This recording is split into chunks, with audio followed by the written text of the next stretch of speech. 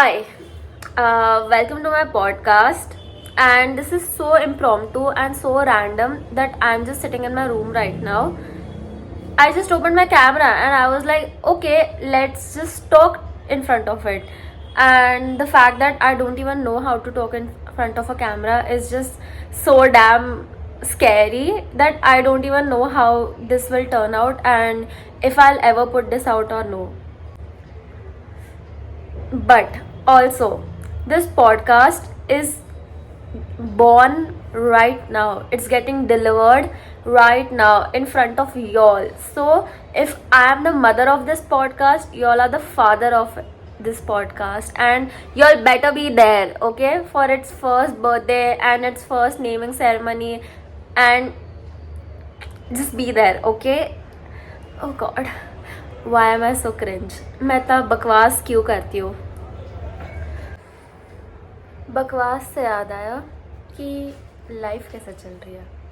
मेरी तो एकदम फक ऑल चल रही है in the sense that I recently turn 21 on 25th of August, and maybe I don't know what thing it is, but like when you're getting closer to your mid 20s, or just in my head I was like I'm just a kid who's a college going kid. तो अभी हमारे दिमाग में कैसा होता है कि जब हम स्कूल में होते हैं तब हमारे पास एक गाइडलाइन होती है कि अच्छा चलो स्कूल हो गया तो अब जूनियर कॉलेज जाना है, जूनियर कॉलेज हो गया तो एक तो प्रोफेशनल कोर्स करना है और फिर उसके साथ साथ तुमको ग्रेजुएशन करना है. But the thing after graduation is कि तुम अचानक से ग्रेजुएट हो जाते हो और तुम्हारे आसपास के जो लोग होते हैं वो लोग एक पाथ चूज़ करना छोड़ देते हैं. लाइक सब लोग अलग अलग पाथ्स में चले जाते हैं. लाइक मेरे कुछ दोस्त हैं वो लोग की प्लेसमेंट लग गई, कुछ दोस्त हैं जो लोग ने मास्टर्स परसीव करने का स्टार्ट किया, कुछ दोस्त हैं जो लोग ने चूज़ किया कि प्रोफेशनल एग्ज़ाम के लिए प्रिपेयर करना है.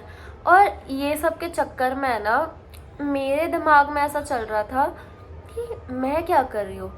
मेरे को इतना ओवर स्टिम्युलेटेड फील होता है. लाइक मेरे को ऐसा लगता है कि बाहर से लोग अगर मुझे देखेंगे तो उनको लगता है कि वाह हर्षिता का लाइफ कितना सॉर्टेड है, हर्षिता को पता है वो क्या करे. बट जब मैं वो पोजीशन में हूँ अभी जिस पोजीशन में मुझे कुछ नहीं पता, मुझे पता भी नहीं कि मेरे को अगले दिन क्या करना है.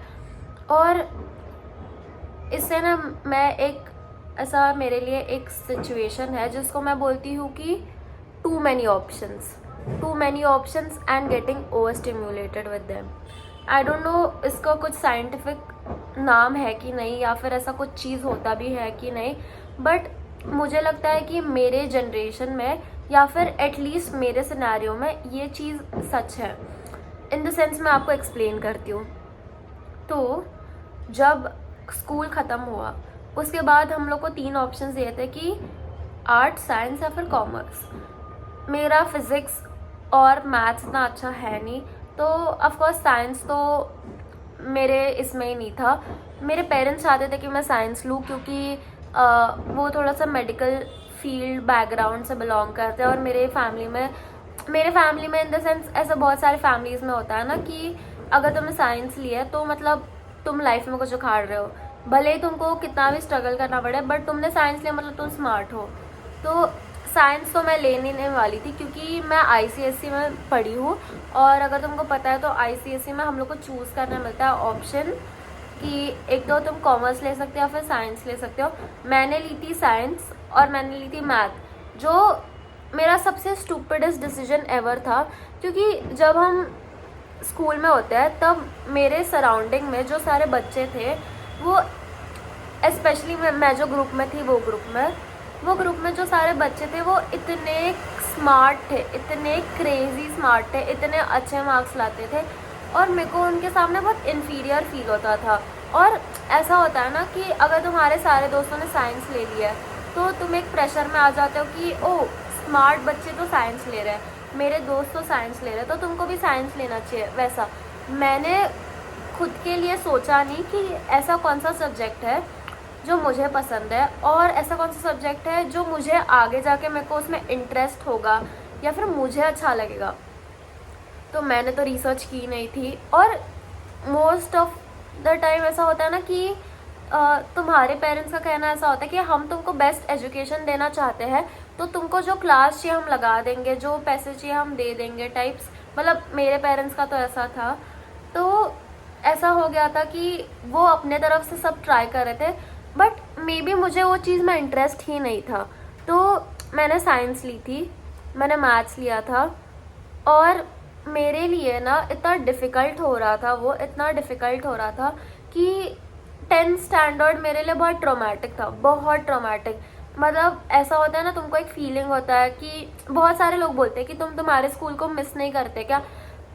जेन्युइनली मैं नहीं करती, क्योंकि बहुत सारे साल अच्छे थे स्कूल के, लाइक 6-7 स्टैंडर्ड वगैरह, बट एंड तक ना इतना क्रेजी कंपटीशन हो गया था। प्लस तुम्हारे दिमाग में वो जो एक प्रेशर डाल देते हैं ना कि 10th में तो अच्छा स्कोर करना है, 10th में तो 90s में लाना है, वो प्रेशर स्टार्ट हो गया था। और मैं जो सर्कल में बिलोंग करती थी वो इतना कॉम्पिटिटिव सर्कल था, उसमें सब लोग इतना क्रेजी स्मार्ट थे।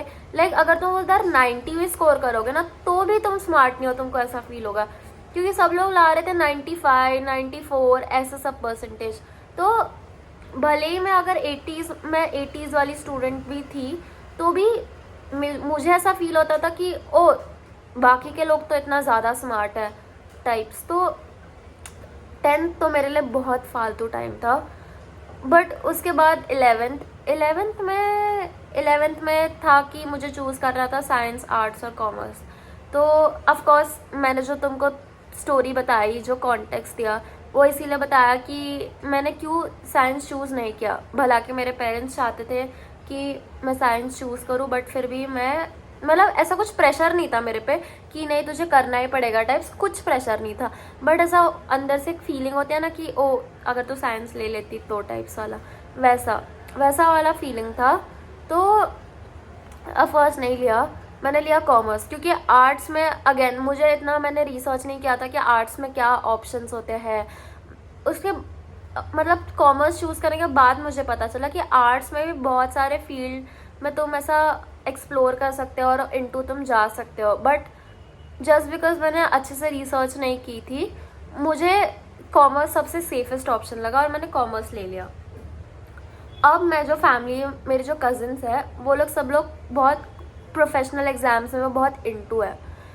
तो जो लोग ने कॉमर्स लिया है वो लोग ना सीए वगैरह कर रहे हैं, ठीक है। और सीए का सीन क्या है कि उसमें बहुत हार्डकोर अकाउंटिंग होता है। अब मैंने कॉमर्स तो ली, बट मेरे को अकाउंटिंग से इतना अच्छे से आता था नहीं, क्योंकि मेरे टाइम में क्या हो गया कि 11th स्टैंडर्ड तो मैं ऐसे तैसे था हमारा, बट 11th स्टैंडर्ड के हाफ वे आने तक लाइक फाइनल एग्ज़ाम्स भी नहीं हुई थी हमारी, कोविड स्टार्ट हो गया। तो फिर जो हमारा जो मेन हार्डकोर पढ़ाई होता है वो तो हुआ ही नहीं, क्योंकि तुम जब 11th में होते हो ना तो स्कूल से बाहर ऐसा जो तुम्हारा जो एस्केप मिलता है तुमको, वो तुमको फ्रीडम मिल जाता है, एस्केप मिल जाता है। तुम बहुत सारी चीज़ें फर्स्ट टाइम करते हो, कि फ़र्स्ट टाइम ऐसा इतना फ्रीडम में डेट करना, घूमना फिरना, ट्रेन से ट्रैवल करना, कोई रिस्ट्रिक्शंस नहीं है कि तुम्हें कोई पूछेगा कि कहाँ जा रहे हो वगैरह टाइप्स। तो वो सब कुछ बहुत फर्स्ट टाइम एक्सपीरियंस करने मिल रहा था। तो पढ़ाई वाला सीन इतना कुछ खास था नहीं। ऑफकोर्स पढ़ाई की, बट वही जो एग्ज़ाम्स आती है तो पढ़ाई करते हैं वैसा वाला, जो ऐसा होता है ना कि नहीं कुछ तो करना है इसके लिए पढ़ाई, वैसा टाइप्स का कुछ नहीं किया। तो 12th से पहले ही कोविड आ गया, और कोविड 2022 मतलब हमारा जो बोर्ड था वो कैंसिल हो गया था हमारे साल का, तो बोर्ड्स भी नहीं हुआ। अभी सीन ऐसा था कि 12th हो गया, अब क्या करना है। तो एक फैमिली में प्रेशर होता है ना कि लोग ऐसा रिलेटिव्स वगैरह पूछते हैं कि हर्षिता तो क्या कर रही है, अभी तेरा 12th तो हो गया टाइप्स। तो तभी मैंने चूज़ किया कि मैं करूँगी CS एक प्रोफेशनल कोर्स है, कंपनी सेक्रेटरी। तो सीए तो मेरे से होने ही नहीं वाला था, क्योंकि सीए में बहुत कंपटीशन होती है, प्लस मेरा अकाउंटिंग इतना स्ट्रांग है नहीं, और सीए में ना बहुत डेडिकेशन लगती है, बहुत फोकस लगता है। लाइक मैंने अपने कजिन्स की स्टोरीज सुनी है जिसमें वो लोग को फ़ोन गिव अप करना पड़ा, जो फन लाइफ सोशल लाइफ होती है वो गिव अप करना पड़ा। और मैं वैसे वे में वायर्ड नहीं हूँ, इन द सेंस कि हाँ मैं करना चाहती हूँ वो सब, बट मेरा जो अटेंशन स्पैन है वो बहुत शॉर्ट लिव्ड है। प्लस मेरे को लाइफ एंजॉय करने का बहुत शौक है, इफ़ दैट मेक सेंस। कि मुझे ऐसा बहुत सारे लोग बोलते हैं कि नहीं यही कुछ साल होते हैं जिसमें तुमको बहुत पढ़ाई करनी पड़ती है, बट मुझे बैलेंस चाहिए। मुझे ऐसा चाहिए कि मैं पढ़ाई भी करूँ बट मेरी सोशल लाइफ भी हो। लाइक मैंने बहुत सारे मेरे कजिन्स को देखा जो बहुत सारे सोशल इवेंट्स मिस आउट कर देते हैं या फिर फैमिली फंक्शंस मिस आउट कर देते हैं जस्ट बिकॉज उनको पढ़ाई करनी है। और ऐसा भी नहीं कि कोई ऐसा बिग एग्जाम आ रहा है तो और सीए का पासिंग परसेंटेज भी बहुत कम होता है, प्लस आर्टिकलशिप भी बहुत क्रेजी होती है। लाइक मेरे जो दोस्त हैं वो लोग आर्टिकलशिप कर रहे हैं, बहुत गंदा ट्रीट करते हैं, बहुत गंदा। और बिग 4 में आर्टिकलशिप मिलना बहुत डिफ़िकल्ट होता है, ऐसे भी मैंने सुना है। तो वो एक सीन है, इसके लिए मैंने सीए को ड्रॉप कर दिया। अब मैंने सीएस चूज़ किया क्योंकि ऐसा होता है ना कि तुमको लोग पूछे कि अभी क्या करने वाली है टाइप्स, तो मेरे को वो सिचुएशंस में कुछ बोलने को नहीं होता था। इसके लिए मैंने बोला कि हाँ ठीक है मैं सीएस कर रही हूँ। क्योंकि सीएस का सीन क्या है ना कि उसमें थ्योरी और लॉ है और मेरा थ्योरी बहुत स्ट्रांग है, मैं बहुत अच्छे से सारी चीज़ें बाय हार्ट वगैरह कर सकती हूँ। तो इसके लिए मैंने सोचा कि चलो ठीक है मैं सीएस करती हूँ। तो जब हमारा फर्स्ट ईयर चल रहा था तो सब ऑनलाइन था सब कुछ। मैंने डिग्री कॉलेज में जेवियर्स में एडमिशन लिया और सब कुछ ऑनलाइन था तो इतना कुछ प्रेशर नहीं था। सुबह लेक्चर चालू कर देती थी, सो जाती थी साइड में, क्या पढ़ा रहा है कौन पढ़ा रहा है कुछ आइडिया नहीं रहता था। जब अटेंडेंस लेते थे तब बस चैट में बस प्रेजेंट लिख देते थे। आधे प्रोफेसर्स तो वो भी मांगते नहीं थे और कुछ सीरियस था नहीं सीन। तो तभी मैंने बहुत अच्छे से फोकस करके मैंने फाउंडेशन क्लियर किया सीएस का। और मुझे आइडिया ही नहीं था कि मेरा पास हो जाएगा, तो मैं पता है मैंने बस ऐसे कैजुअली दे दिया था। वैसे तो लाइक मैंने पढ़ाई की थी, मैं ऐसा नहीं बोलूँगी कि मैंने पढ़ाई नहीं की थी, बट ऐसा होता ना कि बहुत सीरियस होकर नहीं किया था। और मैंने ना घर पे बताया भी नहीं था कि मैं फाउंडेशन की एग्ज़ाम दे रही हूँ। मैंने बस फ़ी भर दी और मैंने फाउंडेशन ऐसे ही दे दिया। मम्मी को लगा जिस दिन मैं फाउंडेशन दे रही थी घर से लैपटॉप से देना पड़ता और मेरे पास तब लैपटॉप था नहीं।